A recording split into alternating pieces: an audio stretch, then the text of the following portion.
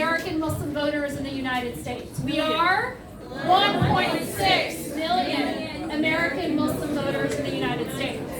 Thank you. So you guys can tell that I've done youth work before. It's not easy to bring everyone's attention back. I appreciate that all you that are here and having really important conversations, because that's what we're here for. My name is Amina Barhoumi.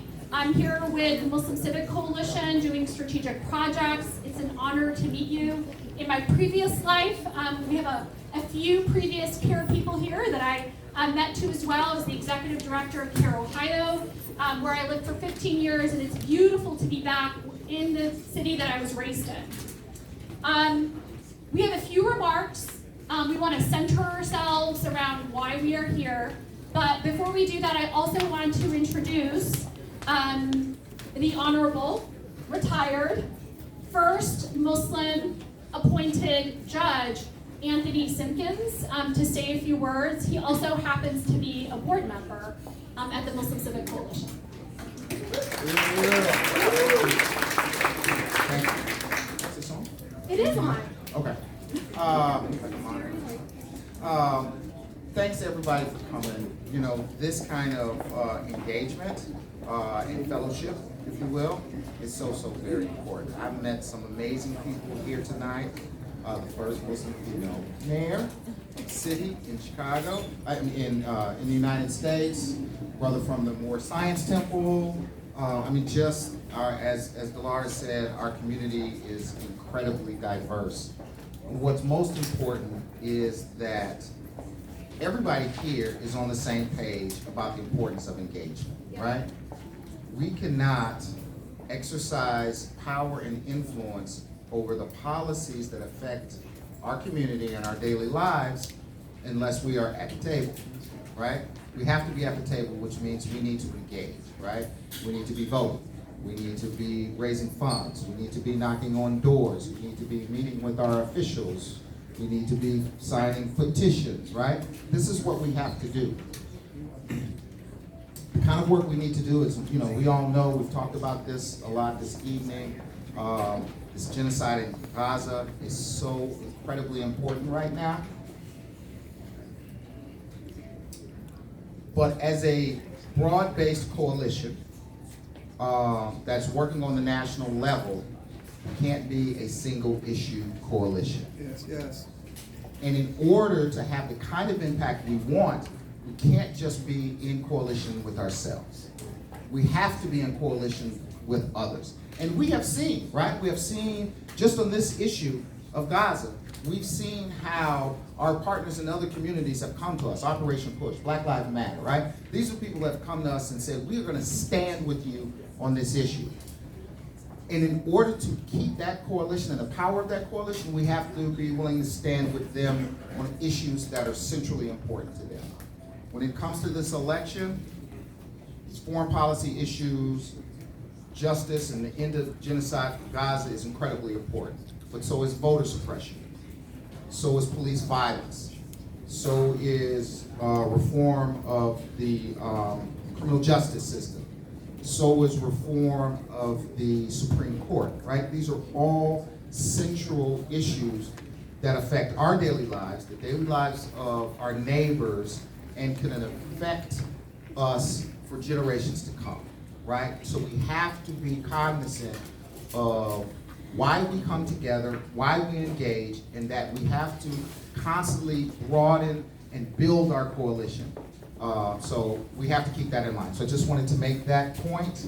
And that's why there was so much said about, we don't all have to be on the same page about everything. But what we have to do is we have to find common ground, because it's upon common ground that power is built. Who's next? I want to say a few words. Sure, go ahead. Thank you. Part of the reason that I was brought on board, part of the work that I'm doing now with national facilitation, is that the Muslim Civic Coalition has partners in over 20 states. Some of you are all here, some of you are not. So just a quick plug. We are attempting to connect organizations and leaders with each other, because we don't have to reinvent the wheel every single time we need to do grassroots on the ground. We can't afford to, actually. And so it's really important that not only that we connect in this space, but if you all are not on our national facilitation or an official partner, and you wish to do so, there's no investment, no money involved. It's actually completely free. It's part of our work to be able to make sure that we're building power, we're building grassroots power, and that we're centering the work that's happening locally, because that's really where the power is. And so that's a quick plug wanted to be able to share. Wanted to also share who our co-hosts are. We're going to hear from a few of the leaders that are in the room. So obviously the Muslim Civic Coalition, we're one of the co-hosts. I'll also want to acknowledge that we happen to be sitting in the Impact House, where around 250 nonprofits and philanthropy organizations use this space. This is actually our office space too as well, and so we welcome you here. I think the Pillars Fund is also here, and a few other organizations. This event would not be possible as well with our other co-hosts, so Care Chicago, thank you. We'll hear from Empower Change. We may be able to hear from Linda Sarsour. She's able to make her way, inshallah. American Muslims for Palestine, of course. The one and only Queen, Sister Nida. The Arab American Action Network is also in the house. We have the Wisconsin Muslim Civic Alliance. We just heard from Fozia a little bit earlier. Ukakbu's Consulting, and Ndidi, where are you? Shout out to Ndidi, thank you so much. And of course, the Inner City Muslim Action Youth Network. And just as a quick reminder, I saw you all, you're amazing as you're taking pictures, you're making sure you're against the wall, just making sure that we respect each other's privacy. And so with that, I want to be able to introduce a few of our speakers that are going to be speaking. First of which is our elected officials. So if we can have Bushra come across the room, if you could introduce yourself, tell us about the work that you do. And you're also one of our Next Gen board members. Yeah. There we go. Thank you. Thanks so much. Assalamu alaikum, everyone. Oh, that was kind of weak. Can we get a... Walaikum assalam. Okay. I know. This way? Okay, thank you. Thank you all so much for being here today. I serve on the Next Gen board for the Muslim Civic Coalition. I'll be extremely brief. I also carry the title of being the first Gen Z elected official in the country, which while exciting as it is, I know that's a position I only got to because people voted for me into office. And I know the discourse right now is, should we boycott the election? And my short answer is no. I think who you vote for at the presidential level can be personal, and however you choose to make that decision is on you. But there are so many other offices that are up for election, especially down the ballot races that have a direct impact on your community. Even here in Chicago, we have a school board election this upcoming 24 cycle. Therefore, we cannot afford to not vote, because in 4 years, when there's another presidential cycle, the Muslim American priorities will be seen as this is a community that does not engage politically. They do not matter, and that is not the message we want to send. So thank you all for being here. Thank you for leading with your heart and your heads. I know it's extremely difficult to do so. Thank you. Thank you, Bushra. I really appreciate it. Speaking about the first, I was just talking to a previous council member, Bashir Jones, and I was sharing with him, because he's from Ohio, and I worked in Ohio for about 15 years. And we oftentimes have to remind ourselves of who the firsts are, because that's important, because all the work that we do is on the backs of those folks. And I was sitting in a room, and there was another Muslim who was running for office, probably a decade after he had been in office, claiming to be the first, if he won, he would be the first Muslim council member. And so I say that just as a reminder that this is part of the reason why we're in the room here together, to remind each other the different communities that we come from and the different work that's been done over the course of many generations and many decades, all of which we coalesce and come to this moment and are able to do the work now that we would not be able to do before. So I just want to be able to remind ourselves of that, inshallah. And with that, I'm going to hand it over to Ahmed Zihab, as you all know, the Executive Director of Pure Chicago. Assalamu alaikum wa rahmatullahi wa barakatuh. I want to begin with a few quick acknowledgments. I want to acknowledge our main hosts. We are proud and happy to be co-hosts, but I want to acknowledge the hard work of the coalition to fill a space and a vacuum in the city and the state and beyond, and in really putting this event together, as well as in leading. I want to acknowledge the diversity in this room, and by that I don't just mean ethnically, racially, etc., but also in terms of skill set and expertise and life experience. This is what makes us stronger as a united ummah, and I'll talk about unity in a second, because I don't want to sit here or stand here and wax lyrical. I want to get real with you in the few minutes that I have. And lastly, I want to acknowledge the fact that there are a myriad of diverse issues that matter to our communities, but also I want to acknowledge that for many in our community, and not just Palestinian Americans, this election cycle will be a single issue election cycle. And that is because the genocide is not just a genocide, it's an active genocide, and it is one that is funded, not just by our government, but by every person in this room, whether you like it or not, by virtue of your tax dollars. Having said all that, let's get real. If we are to be united, this is never going to happen unless we understand the difference between constants and variables. Remember your math? So in terms of the constants, the first needs to be a lowest common denominator. For all the diversity and all the differences that we have, there needs to be a common thread that can never be cut. And for me, that is social justice. Second, we need to understand that regardless of which path we take, the ingredients need to be strategy. We can't move forward without strategic thinking. We need to have resources, and we need to collaborate. If we have those three things, and we have that single thread, then it wouldn't really matter whether we take different paths to the same destination. We're not going to argue about whether you vote for Democrats or even Republicans, let alone a third party, so long as we're threaded that way. You can work from within, you can work from the outside, you can work in very different means and ways. You can be multiple issues, you can be single issue, as long as we're threaded by social justice strategically, in collaboration, and with strong resources. Thank you. Assalamu alaikum.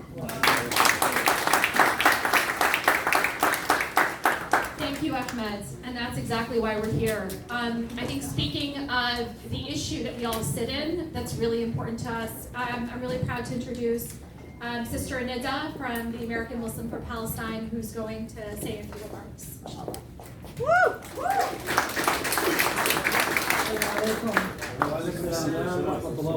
Thank you for you guys, the coalition, for having us and having this beautiful gathering. Thank you, Ahmed Rihab, because you hit it. Because we really need to make it a single issue this year. We really need to make it a single issue. Yesterday, we had the DNC on the protest on the DNC. We had more than 200 organizations, social justice organizations, not Palestinians, not Muslims, a lot of different social justice organizations. They all centered Palestine. The message was stop the genocide, stop funding, using our tax money to fund this genocide. So we really need to focus on that. We have all the time in the world. After the bloodshed, after the slaughter stops, then we can go to everything else that we want to center. We need to stop killing, slaughtering the Palestinian people. So please, if you're not doing anything this year, all of the organizations should unite. We really need to unite. You know the reason Biden was let go and the Democratic Party chose Kamala? Because of our pressure. So we pressure them enough to do that. It's not only us, it's all our allies. It's all our solidarity movement and our allies. We are moving together. All the progressive demanded that. And together we can make a difference. So we need to keep the pressure. Let's not, some endorse and some doesn't endorse. Oh, she's better. She shows, she let go of Shapiro. Oh, she listened to us. I'm not saying who we can vote or who we cannot vote, but we need to have a united stand against what's going on in Gaza. The Democratic Club and the Democratic Party say we are working on a peace process, and Netanyahu rejects everything. Instead of punishing Netanyahu, they go and send him more weapons. That does not make sense. They have to walk the walk, not only talk the talk. So while we are working with everyone, while we're visiting offices, while we're doing everything, I am the leader of protesting. I've been in the streets. All of you know me. Whether protesting works or it doesn't work, that's what we've been doing. That's in Arabic called جهد المقال. That's the least we can do. The alternative is stay at home. So we have been in the streets for the last 10 months. Every week, we skipped few weeks trying to send our message, ceasefire. Now ceasefire is not. We need permanent ceasefire. And we need arm embargo. That's what we're asking. We're asking for arm embargo. We are asking to ceasefire. Send the aid to Gaza. Don't put it, don't send it from above them and kill them. You need to send it. If America cannot do that, I don't know who can. We are complicit with this genocide, and we need to demand that our tax money doesn't go there. So please join us. We are not welcome. We did not welcome, I'm sorry to say this, we did not welcome DNC to Chicago. We are protesting the DNC because of all what I just said. So, thank you for listening tomorrow. We have a week of protests. We're going to be tomorrow at 3:30. That's the Coalition of Justice in Palestine with AMP and other groups. I would love to see all of you there. Let's have a united face. Thank you.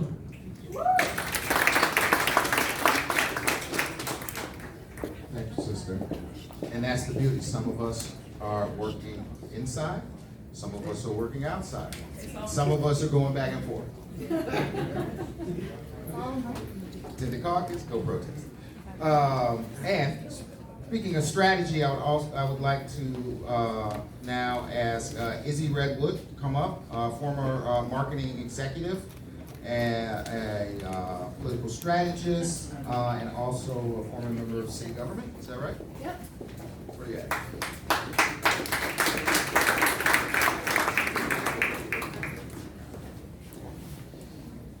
Hello and good evening. Great. I always say going after the food has settled, so I'll be quick. As part of the team in 2015 that helped the U.S. and Egypt come together so that we could better support Egypt, even then we saw a lot of attempted division for our communities. Unfortunately, I came from a meeting earlier today with disinformation and misinformation experts who said that right now 99% of the disinformation, misinformation, and the forced culture war propaganda is going unchecked. That's in the form of marketing, that's in the form of paid influencers. Influencers, we all know, are being paid. That's in the form of marketing campaigns that are customized to each individual based on their personality, which is data that they have mapped. And a lot of that activity is being led by white nationalists and far-right actors who want to see the division because they believe it will create a favorable political climate and because they want to see race wars. And unfortunately, they're being very successful at the moment. You all have probably seen that 2023 was the highest recorded year of hate crimes against all of our people. And that's across all minorities, but especially us right now. And you see that not only being demonstrated as physical hate crimes, but in education settings for our kids, in work settings as well. And so it can take lots of different forms. And what we've decided to do, we finally had enough. So we decided to take the fight back to them with counter disinformation campaigns and counter marketing campaigns against the forced division that is trying to be created.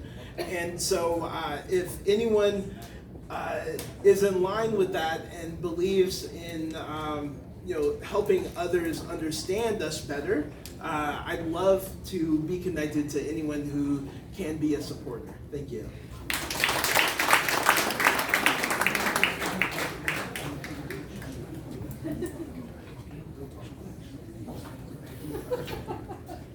That's fascinating stuff. And I'd like to ask Maria Muzaffar to come up, who is the legislative lead and director of policy for the Muslim Civic Coalition. The gentleman that just spoke, yes, I'm gonna be looking out for you, so I told you to connect with you, number one. Thank you. Okay? Okay, assalamu alaikum everybody. So nice of all of you that are still left here. It's just so heartwarming to see so many advocates in one room. I want to start out by just saying that about 5 days ago, I came back from Sarajevo. And when I was in Sarajevo, I got an opportunity to witness the Genocide Museum. And I got an opportunity to witness the strategies of how they buried thousands and thousands of bodies and then had secondary graves and hid thousands and thousands of bodies. And I thought to myself, not just too long ago in 1991 to 1993 this happened, and how could this possibly happen? And the way it happened is that people denied what actually was happening. So the word genocide is so powerful, and I think it's twofold. It's recognizing the need for a ceasefire, but it's undeniably recognizing what happens and who is accountable when you're so close to the execution of a genocide. And if you did not say one word, if you did not say one phrase, if you did not make any move in policy to break away, to make a statement in any way that gives room to recognize that genocide has occurred, then you are a genocide denier. A genocide denier, and we have to be able to put that responsibility on people that have denied it. Number two, Anthony said that I'm the legislative lead, so I'm responsible for writing the legislations that came out of the Muslim Civic Coalition. We had about 2 years of successful work, 6 historic legislations, first in the nation. I share that not to boast about the success of the Muslim Civic Coalition. I share that because it was successful because Muslims who were experiencing the advocacy process of the work we were doing knew that they were part of this nation. And they knew that they had a powerful position to be in and that they are not guests in somebody else's house. And so even though the DNC is happening and we're here, we are having introspective dialogue, powerful messages that we want to send to the DNC. What I want to also make clear is that when we are in a position as a community to have these conversations, because we're all having them, and we're having these conversations of who is like Biden and who is not like Biden, and who has a different type of slant, and where should we go as a community, what should be recognized as a distinction. We need to recognize that if there's no policy change, there is no distinction. There is no distinction. A politically mature community recognizes that there has to be substantive policy change. So I just want to say, when whoever you elect, the policy reflects. But not only that, whoever asks for the policy should be taken seriously. Should be taken seriously, and that's a position we have to make. I also want to say, the linear line between policy and intent, it only starts with moral responsibility. So I will say this. All of us are going to vote who they want to vote for in this presidential election. But as a community, I would love for anybody that is looking at our Muslim community in 2024 to be able to say, the Muslims will never forgive us. We cannot negotiate with Muslims. And at the same time, when we speak in our circles and we speak with non-Muslim individuals, we speak with other community leaders, we should be inspiring enough to say that in this time in 2024, this is our role as a Muslim community, to stand witness. We want to be on the right side of history. We want to stand witness. We look forward to who gets elected. We will engage who we need to engage with, but this will be our stance, and we will stand witness to everybody else who wants to follow us. And that is our biggest role. So keep your eyes on the policy, keep your eyes on the intent, and please be people of power, because that's who we are.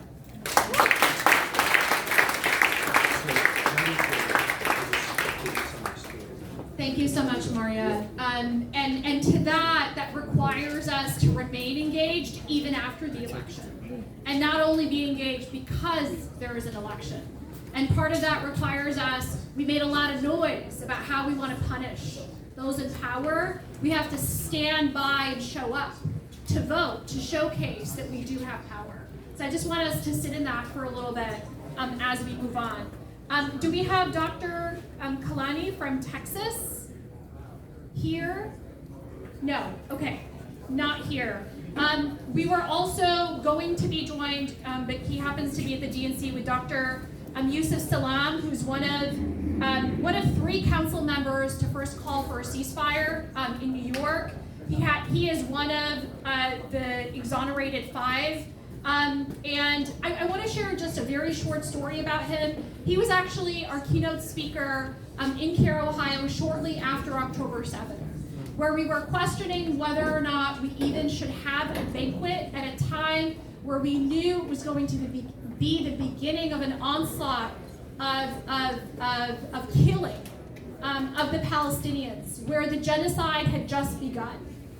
And subhanAllah, when Dr. Yusuf Salam, we ended up having the event because we felt like it was important to come together.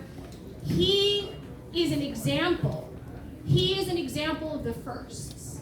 And those people who have sacrificed so much and who understands what it means for a genocide to occur overseas and what it means even for genocide to happen in our streets here in the United States.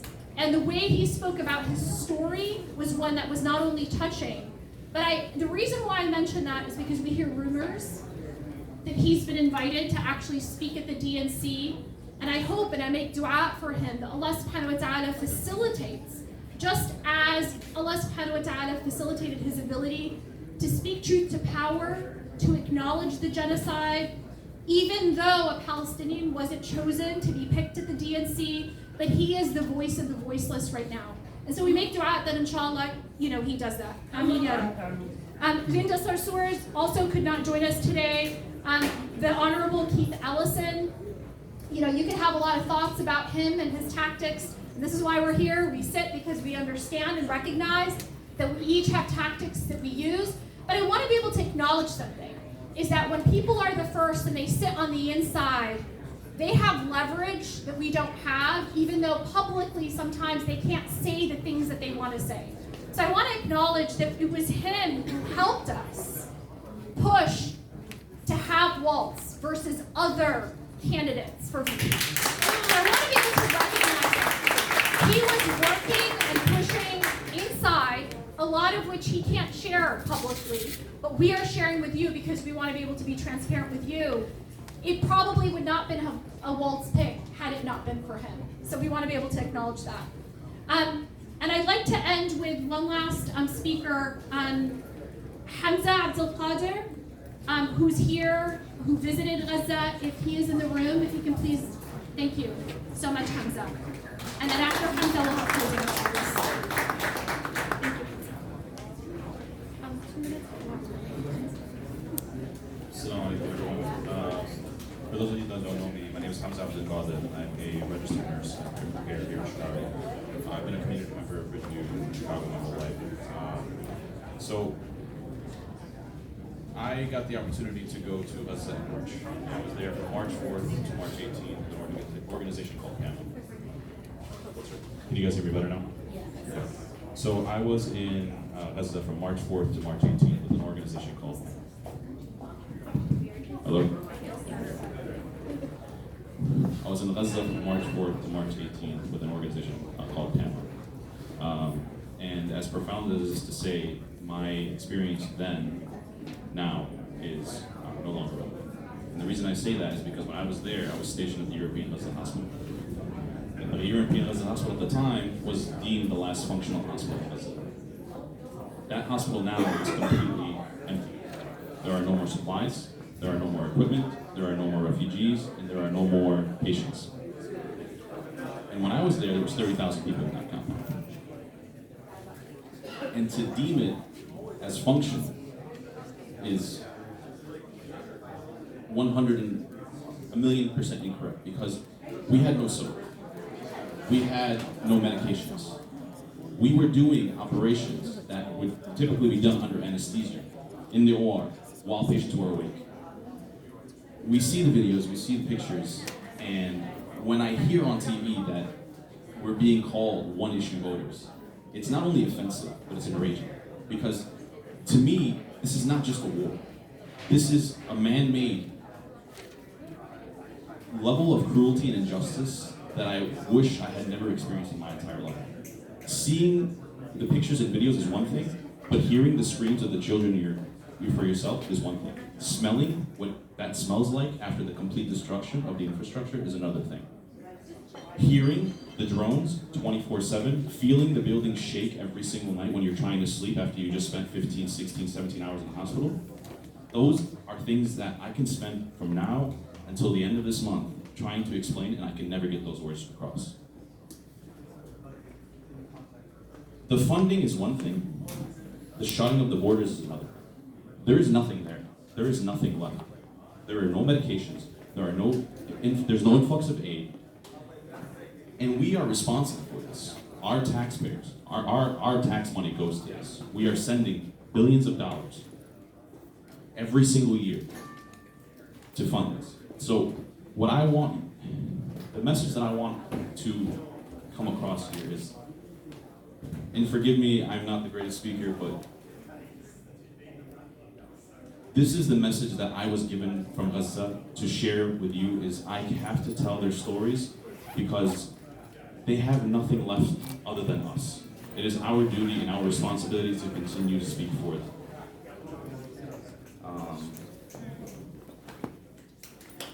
Thank you.